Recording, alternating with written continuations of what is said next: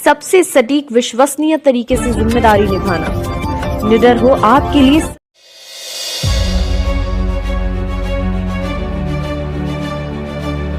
पक्का नहीं कर रहे हैं, न्याय प्रिय व्यवहार करें। नहीं, कौन सा व्यवहार करें? न्याय प्रिय नहीं, अभी आप कह रहे हैं वहां पर कुछ का और यहाँ पे कह रहे हैं न्याय प्रिय। क्या न्याय नहीं कर रहे हैं? क्या न्याय कर रहे हैं, मुसलमानों के साथ न्याय कर रहे हैं? बिल्कुल कर रहे हैं, मुकम्मल तरीके से। मुकम्मल तौर से तो कोई नहीं कर पाता है। मतलब न्याय हो रहा है, न्याय हो रहा है, इसलिए उनको मसीहा कहा जा सकता है। मसीहा नहीं। सर, सहारा टुडे में आपका स्वागत है। और ये बताइए कि प्रधानमंत्री नरेंद्र मोदी के 11 वर्ष पूरे हो रहे हैं, आप किस निगाह से देखते हैं? केंद्र सरकार की जो प्रधानमंत्री जी का कार्यकाल है वो अब तक देश में सबसे अच्छा कार्यकाल माना जाता है।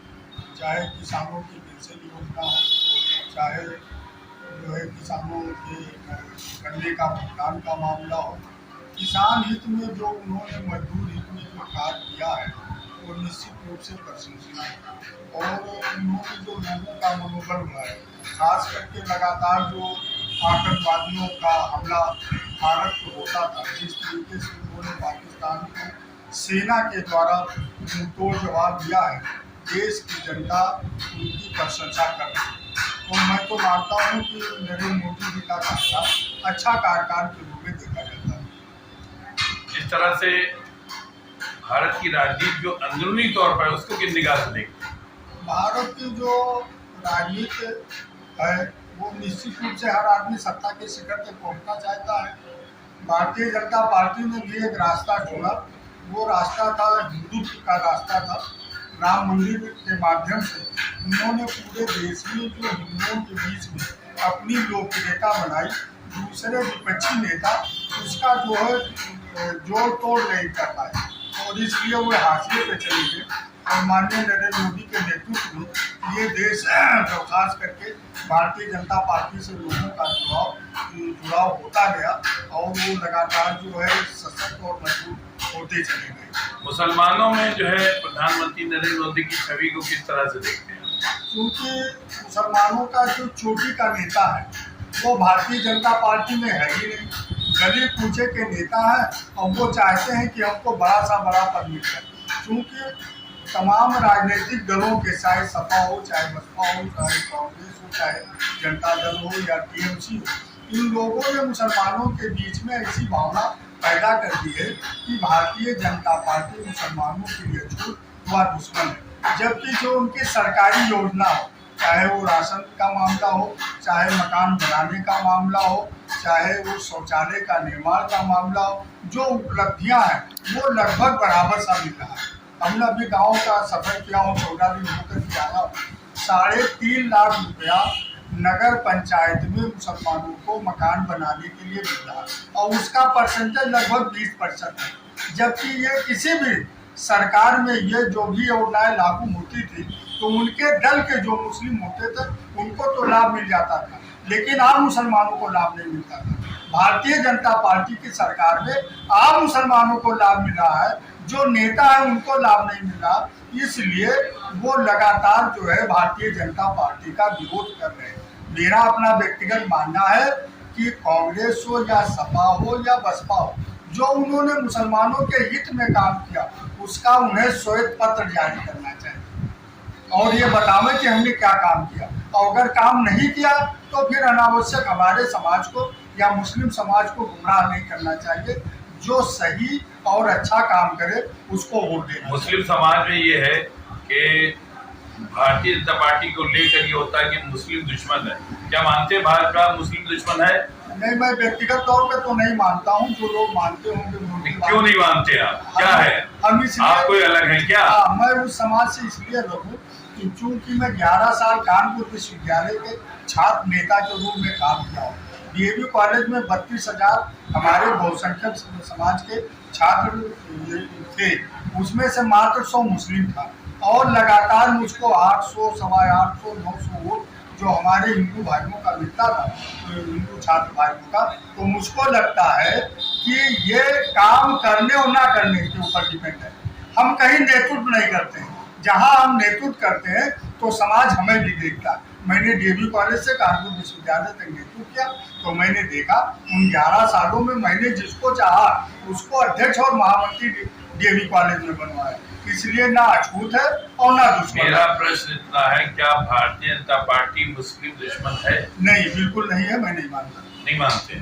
लेकिन जो हालात है उसको देखते हुए, जैसे मॉब लिंचिंग हो रही है, तमाम जो है चीजों पे पाबंदी लग रही है, हर जगह मारा जा रहा है, मुस्लिम मारा जा रहा है, उसको प्रताड़ित किया जा रहा है, तो उसको किस निगाह से देखते? ये पुलिस का जो नकारात्मक रवैया, जो काम पुलिस का है वो योगी जी और मोदी जी नहीं करेंगे।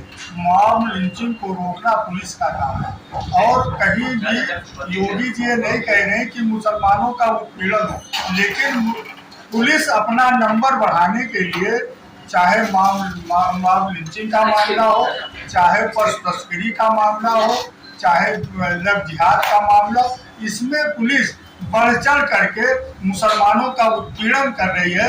इसको माननीय योगी आदित्यनाथ जी को देखना चाहिए कि पुलिस का जो मुसलमानों का उत्पीड़न हो रहा है उसको कैसे रोका जाए। क्या आप मानते हैं कि भारत के अंदर मुसलमानों को मुकम्मल आज़ादी हासिल है?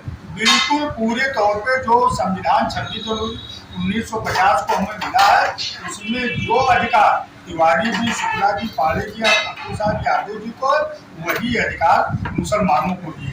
परंतु ये जो प्रशासनिक ढांचा है ये उनके साथ अन्याय और अत्याचार करता है, भेदभाव करता है। सरकार का काम है भेदभाव को खत्म करना, और भारत का नागरिक होने के नाते जो अधिकार दूसरे को है वही अधिकार भारत के मुसलमानों को। क्या भारत के अंदर जो है मुस्लिम के धर्म स्थल जो है वो सुरक्षित है?